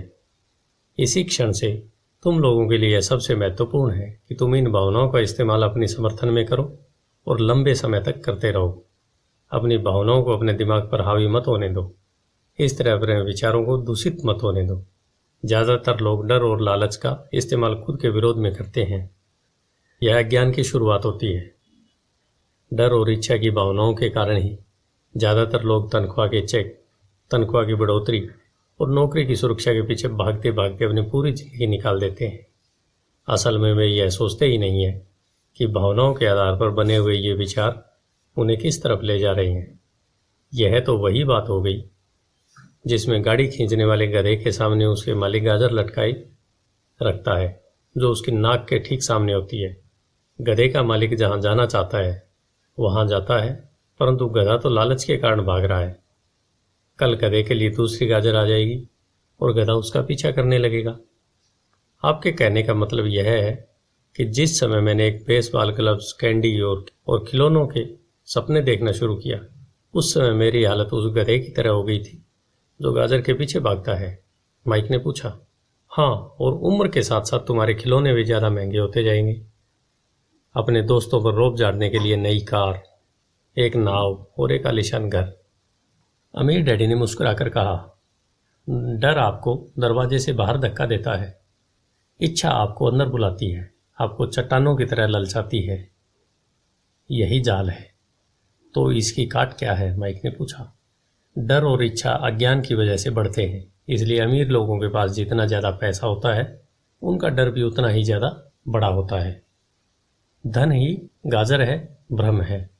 अगर गधा पूरी तस्वीर देख सकता तो शायद वह गाजर का पीछा करने के अपने फैसले पर दोबारा सोचता। अमीर डैडी ने आगे यह समझाया कि आदमी की जिंदगी अज्ञान और ज्ञान के बीच होने वाला संघर्ष है। उन्होंने बताया कि एक बार कोई आदमी खुद के बारे में ज्ञान की खोज करना बंद कर देता है तो उसकी जिंदगी में अज्ञान घुस जाता है।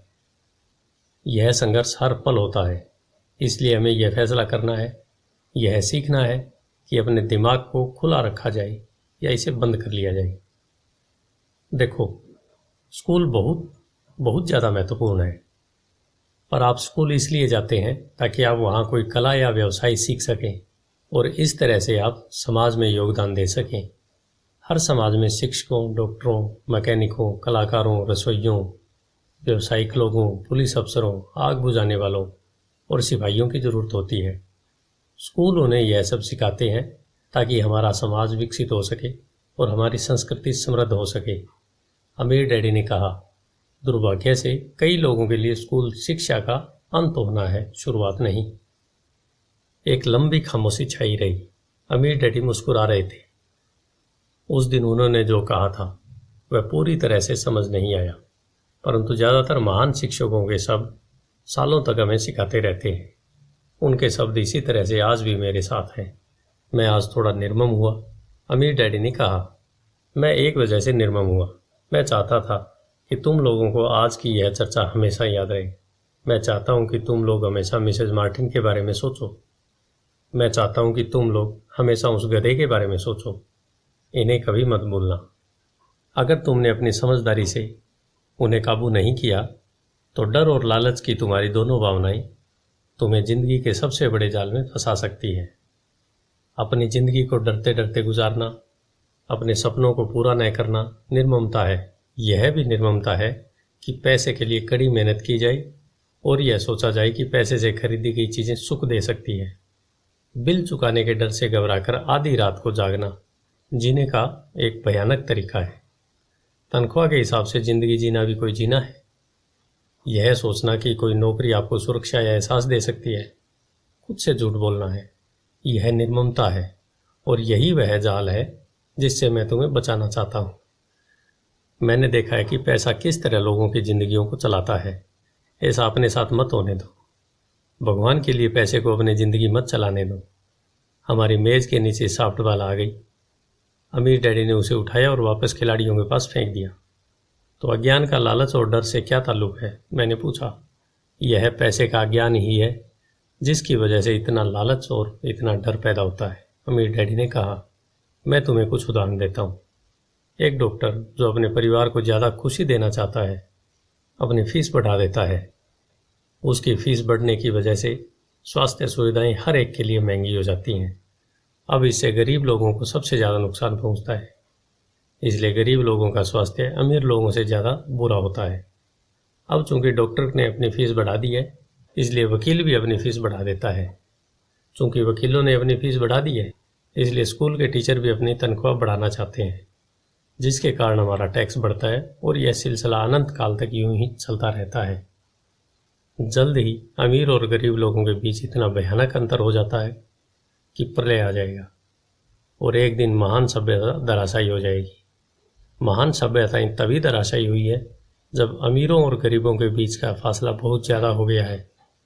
अमेरिका भी उसी रास्ते पर चल रहा है और इससे यह साबित होता है कि इतिहास अपने आप को दोहराता है, क्योंकि हम इतिहास से कुछ नहीं सीखते। हम केवल ऐतिहासिक तारीखें और नाम रटते हैं, उनके सबक को भूल जाते हैं। क्या कीमतें नहीं बढ़नी चाहिए? मैंने पूछा। अच्छी तरह से चल रही सरकार और एक शिक्षित समाज में तो नहीं, कीमतें दरअसल कम होनी चाहिए। जाहिर है कि ऐसा केवल सिद्धांत में ही हो सकता है। कीमतें अज्ञान से पैदा हुई लालच और डर के कारण बढ़ती है। अगर स्कूल में धन के बारे में सिखाया जाता तो लोगों के पास ज़्यादा पैसा होता और बाजार की कीमतें भी कम होती, परंतु स्कूलों में सिर्फ पैसे के लिए काम करना सिखाया जाता है। पैसे की ताकत का इस्तेमाल नहीं सिखाया जाता। परंतु हमारे यहाँ बिजनेस स्कूल भी है। माइक ने पूछा, क्या आप मुझे अपनी मास्टर डिग्री के लिए बिजनेस स्कूल जाने के लिए प्रेरित नहीं कर रहे हैं? हाँ, अमीर डैडी ने कहा, परंतु अक्सर ऐसा होता है कि बिजनेस स्कूल ऐसे कर्मचारियों को प्रशिक्षित करते हैं जो परिष्कृत बीन काउंटर्स होते हैं। ईश्वर ही मालिक है।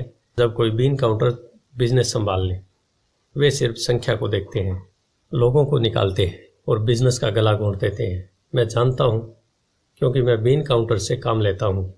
वे सिर्फ इतना ही सोचते हैं कि लागत कैसे कम की जाए और कीमत कैसे बढ़ाई जाए। इससे बहुत सी समस्याएं पैदा हो जाती है। बीन काउंटर्स भी महत्वपूर्ण है।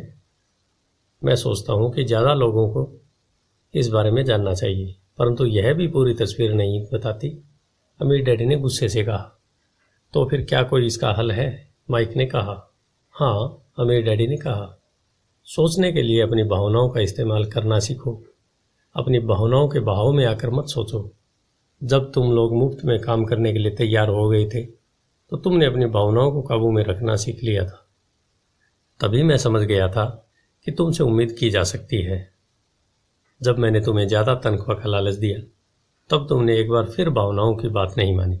तुम ताकतवर भावनाओं के बावजूद सोचना सीख रहे हो। यह पहला कदम है। यह कदम इतना महत्वपूर्ण क्यों है? मैंने पूछा। यह तुम अपने आप जान पाओगे। अगर तुम सीखना ही चाहते हो तो मैं तुम लोगों को ब्राइन पैच में ले जाऊंगा। यह वह जगह है जिससे लोग बचते हैं। मैं तुम्हें उस जगह पर ले जाऊंगा जहां जाने से ज़्यादातर लोगों को डर लगता है। अगर तुम मेरे साथ जाओगे तो तुम्हारे मन से पैसे के लिए काम करने का विचार निकल जाएगा। इसके बजाय तुम यह सीखोगे कि पैसे से कैसे काम लिया जाता है। और अगर हम आपके साथ जाते हैं तो हमें क्या मिलेगा? अगर हम आपसे सीखने के लिए तैयार होते हैं तो हमें क्या मिलेगा? मैंने पूछा। वही जो ब्रायर रैबिट को मिला था, अमीर डैडी ने कहा। टार बेबी से आज़ादी। क्या ऐसा कोई ब्रायर पैच होता है? मैंने पूछा। हाँ, अमीर डैडी ने कहा, डर और लालच ही ब्रायर पैच है। अपने डर से पीछा छुड़ाकर, अपने लालच का सामना करके, अपनी कमजोरियों और ज़रूरतों को पहचान कर ही हम बाहर निकलने के रास्ते तक पहुंचते हैं। और बाहर निकलने का रास्ता हमारे दिमाग से होकर गुजरता है, यही विचारों को चुनने से। माइक ने आश्चर्यचकित होकर पूछा। हाँ, इस विचार को चुनकर कि हम क्या सोचेंगे, बजाय इसके कि हम अपनी भावनाओं में बहकर लगातार प्रतिक्रिया करते रहें। सुबह उठने और काम पर जाने से ही आपकी समस्याएं नहीं सुलझ जाती, क्योंकि बिल चुकाने के लिए पर्याप्त पैसा न होने का डर आपको सताता रहेगा। सोचने से आपको एक खुद से सवाल पूछने का समय मिलता है। इस तरह का सवाल, क्या इस समस्या का सबसे बढ़िया समाधान इस पर और ज़्यादा मेहनत करना है? ज़्यादातर लोग इतनी बुरी तरह घबराए होते हैं कि वे खुद अपने आप को असली बात नहीं बताते कि डर हावी हो रहा है, और नतीजा यह निकलता है कि वे सोच ही नहीं पाते और इसकी बजाय दरवाजे से बाहर दौड़ लगा देते हैं। टार बेबी हावी हो जाती है। अपने विचार चुनने से मेरा यही मतलब था। पर हम ऐसा किस तरह करेंगे? माइक ने पूछा। यही तो मैं तुम्हें सिखाना चाहता हूँ। मैं तुम्हें यह सिखाऊं। तुम्हारे पास चुनने के लिए विचारों के विकल्प होने चाहिए ताकि तुम हड़बड़ी में काम करने से बच सको, जैसे अपनी सुबह की कॉफ़ी पीकर दरवाजे से बाहर दौड़ लगाने की आदत से। मैंने तुमसे पहले कहा था, उसे याद रखो। नौकरी दीर्घकालीन समस्या का अल्पकालीन समाधान है। ज़्यादातर लोगों के दिमाग में सिर्फ एक समस्या होती है और यह थोड़े समय की होती है। यह समस्या होती है महीने के आखिर में चुकाए जाने वाले बिल, यानी टार बेबी। अब पैसा उनकी ज़िंदगी चलाता है, या मैं यह कहूँ कि पैसे को लेकर उनका डर और अज्ञान उनकी ज़िंदगी चलाते हैं। तो वे वही करते हैं जो उनके माता पिता ने किया था। सुबह उठो और पैसे के लिए काम करो। वे इतना समय भी नहीं निकाल पाते कि यह सोच सकें क्या कोई दूसरा तरीका है।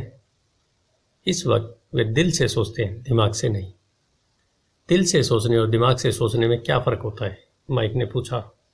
अमीर डैडी ने जवाब दिया, मैं इस तरह के जुमले अक्सर सुनता हूँ। हर आदमी को काम करना पड़ता है, या अमीर लोग शोषक होते हैं, या मैं दूसरी नौकरी ढूंढ लूँगा, मेरी तनख्वाह बढ़नी चाहिए, आप इस तरह मेरा शोषण नहीं कर सकते, या मैं इस नौकरी को इसलिए पसंद करता हूँ क्योंकि यह सुरक्षित है। इसके बजाय हमें यह कहना चाहिए, क्या यहाँ ऐसा कुछ है जो मुझे नहीं मिल रहा है? इस तरह भावना पर आधारित हमारे विचारों की जंजीर टूट जाएगी और हमें ज़्यादा अच्छे तरीके से सोचने का मौका मिल जाएगा। मुझे मानना ही पड़ेगा कि मेरे लिए यह सबक एक महान सबक साबित हुआ। यह जानना कि कब कोई आदमी दिल से बोल रहा है और कब दिमाग से, किसके शब्दों में भावनाएं छुपी हुई है और किसके शब्दों में विचार। यह एक ऐसा सबक था जो जिंदगी भर मेरे काम आया, खास तौर पर तब जब मैं अपने दिल से यानी अपनी भावनाओं से बोल रहा था, न कि अपने विचारों या दिमाग से। जब हम स्टोर की तरफ मुड़े तो अमीर डैडी ने यह कहा कि अमीर लोग हकीकत में पैसा बनाते हैं, वे इसके लिए काम नहीं करते। उन्होंने यह भी बताया कि 5 सेंट के शीशे के सिक्के डालते समय जब माइक और मैं यह सोच रहे थे कि हम पैसा बना रहे थे, तो हमारे विचार उसी रास्ते पर चल रहे थे जिस पर अमीर लोग चलते हैं। दिक्कत सिर्फ इतनी थी कि हमारे लिए ऐसा करना गैरकानूनी था। सरकार और बैंकों के लिए ऐसा करना कानूनी था, परंतु हमारे लिए नहीं था। उन्होंने यह भी बताया कि पैसा कानूनी और गैर कानूनी दोनों ही तरीके से कमाया जा सकता है।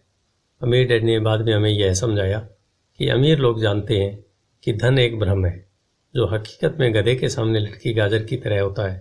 धन के भ्रम के कारण जो डर और लालच पैदा होता है, उसकी वजह से ही अरबों खरबों लोग यह सोचते रहते हैं कि धन असली चीज़ है। धन दरअसल एक मायाजाल है। जनता के अज्ञान और भरोसे के भ्रम की वजह से ही ताश के पत्तों का यह महल खड़ा रह पाता है। सच कहा जाए तो गधे की गाजर धन से ज़्यादा कीमती है, उन्होंने कहा। उन्होंने अमेरिका के गोल्ड स्टैंडर्ड के बारे में भी बात की और यह बताया कि हर डॉलर का नोट असल में चांदी का प्रमाण पत्र है। उन्हें इस अफवाह से चिंता हो रही थी कि किसी दिन हम लोग गोल्ड स्टैंडर्ड को छोड़ देंगे और हमारे डॉलर चांदी के प्रमाण पत्र नहीं रहेंगे। जब ऐसा होगा बच्चों, तो कयामत आ जाएगी। गरीब, मध्यम वर्गीय और नासमझ लोगों की ज़िंदगी सिर्फ इसलिए बर्बाद हो जाएगी क्योंकि वे यह भरोसा करते रहते हैं कि धन ही असली चीज़ है और वे जिस कंपनी के लिए काम करते हैं वह कंपनी या सरकार उनका ध्यान रखेगी। उनकी बातें उस दिन हमारी समझ में नहीं आ रही थी, परंतु सालों बाद जाकर मुझे यह समझ में आया कि यह बड़े पते की बात थी। जब वे अपने पिकअप ट्रक में चढ़े तो उन्होंने कहा, काम चालू रखो बच्चों, पर जितनी जल्दी तुम तनख्वाह की ज़रूरत को भूल जाओगे, तुम्हारी आगे की ज़िंदगी उतनी ही आसान होती जाएगी। अपने दिमाग का इस्तेमाल करो, मुफ्त में काम करो और जल्दी तुम्हारा दिमाग तुम्हें पैसे कमाने के दूसरे तरीके बता देगा। उन तरीकों से तुम इस नौकरी से ज़्यादा पैसा कमा लोगे। तुम ऐसी चीज़ें देख पाओगे जो दूसरे लोग कभी नहीं देख पाते। मौके उनकी नाक के नीचे होते हैं, फिर भी ज़्यादातर लोग इन मौक़ों को कभी नहीं देख पाते। इसका कारण यह है कि वे पैसे और सुरक्षा ढूंढते रहते हैं, इसलिए उन्हें यही मिलते हैं। जिस वक्त तुम एक मौका भांपने में कामयाब हो जाओगे, उसके बाद तुम जिंदगी भर मौका भांप सकते हो। जिस वक्त तुम ऐसा कर लोगे, मैं तुम लोगों को कुछ और बातें सिखाऊंगा। इस बात को ध्यान से समझ लो ताकि तुम जिंदगी के सबसे बड़े जाल से बच सको। वह टार बेबी तुम्हें कभी कभी नहीं छू पाएगी। माइक और मैंने स्टोर से अपनी चीज़ें उठाई और मिसेज मार्टिन से गुड बाई कहा। हम वापस पार्क गए, उसी पिकनिक बेंच पर बैठे और वहाँ घंटों तक सोचते रहे और बातें करते रहे। हमने अगला हफ्ता स्कूल में सोचते हुए और इसी बारे में बातें करते हुए बिताया। 2 सप्ताह तक हम लोग सोचते रहे, बातें करते रहे और मुफ्त में काम करते रहे। दूसरे शनिवार के आखिर में मैं मिसेज मार्टिन से दोबारा गुड बाई कर रहा था और कॉमिक बुक स्टैंडर्ड को ललचाई नज़र से देख रहा था। हर शनिवार 30 सेंट नए मिलने से सबसे दुखद बात यह थी कि मेरे पास कॉमिक्स खरीदने के लिए बिल्कुल भी पैसे नहीं होते थे। अचानक जब मिसेज मार्टिन मुझे और माइक को गुड बाई कह रही थी, मैंने उन्हें एक ऐसा काम करते हुए देखा जो इससे पहले कभी नहीं देखा था। मेरा मतलब है, मैंने इसके पहले उन्हें ऐसा करते तो देखा था, पर उस तरफ ध्यान नहीं दिया था।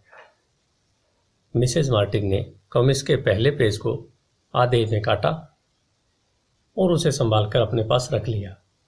बाकी की पुस्तकों उन्होंने एक बड़े से भूरे कार्डबोर्ड के बॉक्स में डाल दिया। जब मैंने उनसे पूछा कि वे इस कॉमिक्स का क्या करती हैं, तो उन्होंने कहा, मैं उन्हें फेंक देती हूँ। जब वह नई कॉमिक्स लाता है तो मैं ऊपर के आधे कवर को क्रेडिट के लिए कॉमिक्स बुक डिस्ट्रीब्यूटर को दे देती हूँ। वह 1 घंटे में आने वाला है। माइक और मैंने 1 घंटे तक इंतज़ार किया। जल्दी ही वह डिस्ट्रीब्यूटर वहाँ आया और मैंने उससे पूछा कि क्या हमें कॉमिक्स मिल सकती है। इस पर उसने जवाब दिया, आपको मिल सकती है अगर आप इस स्टोर में काम करते हैं और अगर आप यह वादा करें कि आप उसे दोबारा नहीं बेचेंगे। हमारी पार्टनरशिप एक बार फिर कायम हो गई। माइक की मम्मी ने बेसमेंट में हमें एक खाली कमरा दे दिया जो उनके किसी काम का नहीं था। हमने इसकी सफाई करके उसमें सैकड़ों कॉमिक्स जमा कर ली। जल्दी हमारी कॉमिक्स लाइब्रेरी जनता के लिए खोल दी गई। माइक की छोटी बहन को पढ़ने का बहुत शौक था, इसलिए हमने उसे अपना लाइब्रेरियन बना लिया। लाइब्रेरी में आने और कॉमिक्स पढ़ने के लिए हम हर बच्चे से 10 सेंट लेते थे। स्कूल खत्म होने के बाद हर दोपहर 2:30 से 4:30 तक लाइब्रेरी खुलती थी। पड़ोस के बहुत से बच्चे इसके ग्राहक बन गए थे और वे जितने कॉमिक्स पढ़ना चाहते थे 2 घंटे में पढ़ सकते थे। यह उनके लिए बहुत बढ़िया सौदा था, क्योंकि एक कॉमिक्स की कीमत 10 सेंट होती थी और 2 घंटे में वे 5 या 6 कॉमिक्स पढ़ लेते थे। माइक की बहन लौटते समय बच्चों की तलाशी लेती थी और यह देख लेती थी कि वे अपने कपड़ों में कॉमिक्स छुपा कर तो नहीं ले जा रहे हैं। वह इस बात का रिकॉर्ड भी रखती थी कि हर रोज़ कितने बच्चे आए, उनका नाम क्या था और उनके सुझाव क्या थे। माइक और मुझे 3 महीने तक हर हफ्ते $9.5 का औसत लाभ हुआ। हमने उसकी बहन को हर हफ्ते $1 का भुगतान किया और उसे मुफ्त में कॉमिक्स पढ़ने का फ़ायदा भी दिया। हालांकि वह कॉमिक्स कभी कभार ही पढ़ती थी, क्योंकि वह हमेशा अपनी पढ़ाई में लगी रहती थी। माइक और मैं समझौते के मुताबिक हर शनिवार स्टोर में काम करते रहे। साथ ही हम अलग अलग दुकानों से कॉमिक्स इकट्ठी करते रहे। हमने वादे के मुताबिक कॉमिक्स नहीं बेचे। जब कोई कॉमिक्स फट जाती थी तो हम उसे जला देते थे। हमने इसकी एक शाखा खोलने की भी कोशिश की, परंतु हमें माइक की बहन की तरह मेहनती और भरोसेमंद लाइब्रेरियन नहीं मिला। बहुत कम उम्र में ही हमने यह जान लिया था कि अच्छे स्टाफ को खोजना कितना मुश्किल होता है। लाइब्रेरी खुलने के 3 महीने बाद हमारे लाइब्रेरी में एक समस्या आ गई। दूसरे मोहल्ले के कुछ गुंडे अंदर घुस आए और उन्होंने झगड़ना शुरू कर दिया। माइक के डैडी ने सुझाव दिया कि हम अपना यह कारोबार बंद कर दें। तो इस तरह हमारा कॉमिक्स का धंधा बंद हो गया और हमने कन्वीनियंस स्टोर पर हर शनिवार काम करना भी बंद कर दिया। फिर भी अमीर डैडी रोमांचित थे, क्योंकि उनके पास ऐसी बहुत सी नई बातें थी जो वे हमें सिखाना चाहते थे। वह खुश थे क्योंकि हमने उनकी पहले सबक को इतनी अच्छी तरह से सीख लिया था। हमने यह भी सीख लिया था कि पैसे से अपने लिए काम कैसे करवाया जाए। स्टोर में नौकरी के बदले में पैसा नहीं मिलता था, इसलिए हमें मजबूरन अपनी कल्पना शक्ति पर जोर डालना पड़ा ताकि हम पैसा कमाने का कोई दूसरा तरीका ढूंढ सके। कॉमिक्स लाइब्रेरी हमारा अपना व्यवसाय था। हमारा धन हमारे काबू में था और हम किसी मालिक के मोहताज नहीं थे। इसमें सबसे अच्छी बात यह थी कि हमारे व्यवसाय से हमें तब भी पैसा मिलता था जब हम वहाँ स्वयं मौजूद नहीं होते थे। उस समय हम पैसे के लिए काम नहीं करते थे, बल्कि हमारा पैसा हमारे लिए काम करता था। ज़्यादा तनख्वाह देने की बजाय अमीर डैडी ने हमें इतनी बढ़िया नसीहत दे दी थी। धन्यवाद। अध्याय 3 जो है पैसे की समझ क्यों सिखाई जानी चाहिए।